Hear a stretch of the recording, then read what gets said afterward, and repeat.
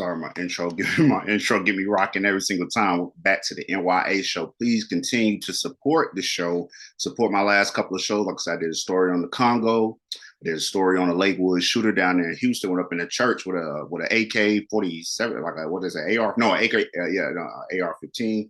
And then also I did a story on Usher getting married directly after the Super Bowl, after they were accusing him of being too lovey-dovey up on Alicia Keys, another man's wife. He went right to get him a new wife to make his fiance his wife after that moment. So let's be sure that we do take some consideration into those videos. Watch them, share them, and do what you do. And appreciate everybody that continues to support the show. Now let me move all my last shows being converted, popping up on the screen. Don't even look at that. We're just gonna move right into the story.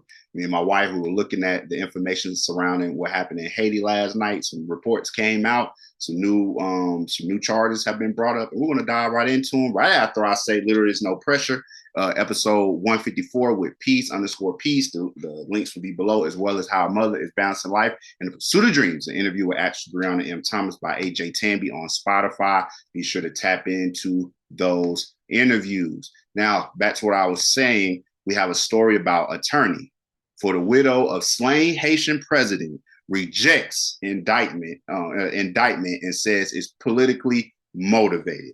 So, as many people may not know, some do know, Haiti's president was assassinated back in 2021, and the country has been in turmoil ever since then. The attorney for the Haitian president jovenelmoise widow, who was indicted in his assassination, says he believes the accusations against her are politically motivated. Here the two are together. Man, I don't care, man. I wouldn't even want to see Donald Trump catch the amount of shells that Jovenel, the way that they talk about Trump, I would never want to see a president catch the amount of shells, 12 shells, the way that the Haitian president, this was a gruesome, if you see the cars, well, I'm gonna get to it. We're gonna see how the cars and everything look, but this is just terrible. An attorney for Haitian president jovenelmoise widow, who was indicted in the assassination, told the Associated Press on Wednesday that he believes the accusations against her are politically motivated. The U.S.-based attorney Paul Turner said he was surprised by the media reports this week detailing the indictments against martinemoise and dozens of other suspects, including the former prime minister and the ex-police chief. He also questioned whether the judge's report is real or has been finalized, noting that Haitian government officials did not contact his client as required, and that he and other attorneys are reaching out to them for clarity. If there is a genuine reason to talk to Martine, I hope I'm pronouncing her name right, we can make her available if the circumstances were fair and just, Turner said, adding that she could talk online. Or we can meet in the U.S. where we know there's not going to be safety concerns. But like I said, in Haiti, the charges were brought up by a Haitian judge. And with everything that's going on with Haiti right now, I don't know if it's the safest thing for me to pull up to y'all courtroom. Y'all may put some shells in me. Turner says he believes not everyone involved in the July 2021 assassination of jovenelmoise private residence has been arrested, and that martinemoise, who was injured in the attack, and her children still fear for their lives. She categorically denies any involvement. Turner also accused the administration of the Prime Minister Ariel Henry of ordering the indictment. What do? They indict their perceived opposition. There is definitely a perception that she would or may run in the future, Turner said. Nothing else makes sense. He said he has never talked about politics with his client and does not know if she has planned to run for office. A spokesperson for the Prime Minister's office said the office could not be immediately reached for comment. Haiti has recently delayed holding general elections, as they were when the president was assassinated. His term came up to an end, and he was delaying elections, which is one of the reasons why they were so angry at jovenelmoise before his assassination. The country has a surge of gang violence and awaits the deployment of UN-backed Kenyan police force that has been delayed by legal proceedings proceedings in the East African country, because now the people in the gangs in Haiti are like, whenever they hear that they're getting ready to send in the Kenyan police and the troops, they try to go back down on the violence. We got to keep our bullets. We got to keep everything, the guns, the armor. We don't have time to just be attacking the ops here or the citizens here. We got to hold on to our stuff. The 122-page report issued by Haitian judge investigating the killing noted that former Secretary General of the National Palace, Lionel Balburn, told authorities that he received strong pressure from Martine, the wife, Moise, to put the president's office at the disposal of then Prime Ministers Claude-Joseph because he needed it to organize a council of ministers. According to the report, Balburn also said that 2 days before her husband was killed, martinemoise visited the National Palace and spent nearly 5 hours, 10 p.m. to 3 a.m., removing a bunch of things. So, I can't let y'all free. I can't let y'all scotch-free, wifey. I can't let y'all scotch-free. What in the hell you was doing that 2 days ago, removing documents? You know what I'm saying? Here's the man who she was saying, please, we need to move the power over to him. He needs to be in charge right now. I don't know how that's how she talked. I'm just making stuff up.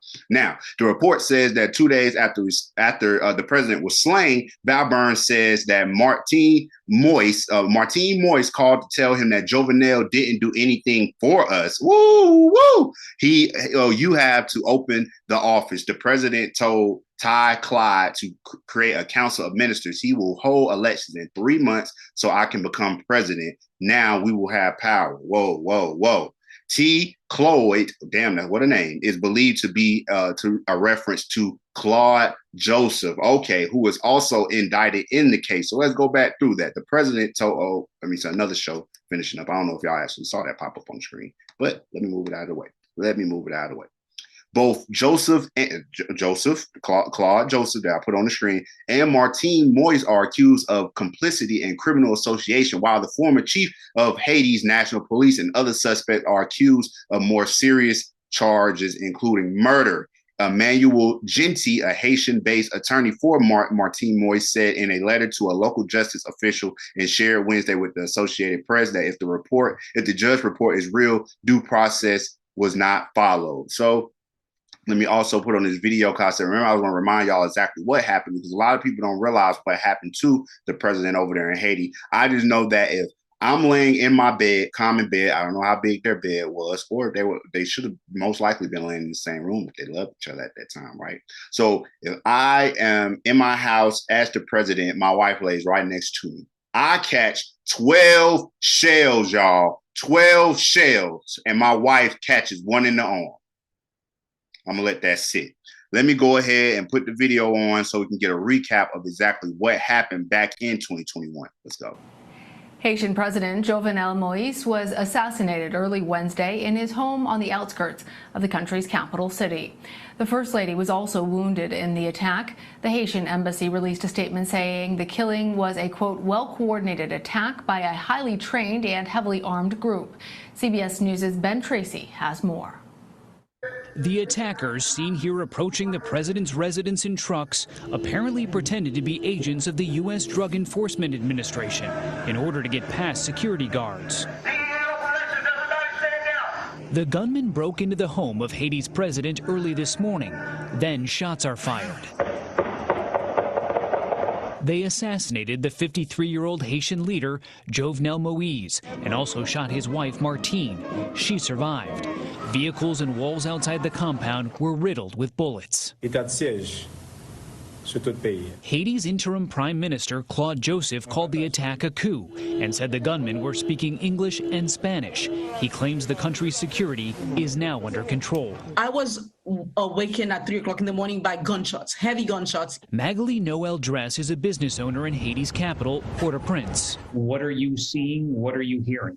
Everybody is very worried about the security because one, the head of state is gone down. Anybody could go down. The streets are empty. Nobody's out. This is very heavy. Haiti has been in turmoil for months as President Moise became increasingly unpopular for clinging to power after his term expired.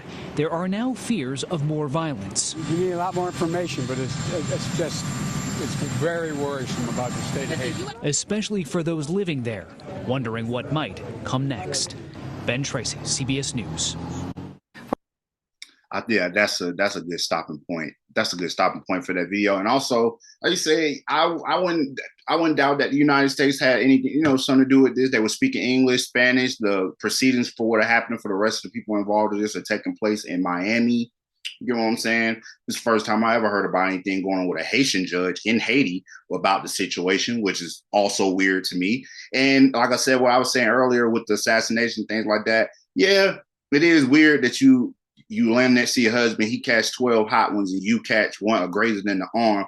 And that can make most people think that you had something to do with it. But at the same time, I also think, I don't care how bad I want you out of the picture. Y'all gonna have to do a plan that don't involve me. I'm not laying in my bed. Hey, y'all just come in. Don't make sure they don't shoot me.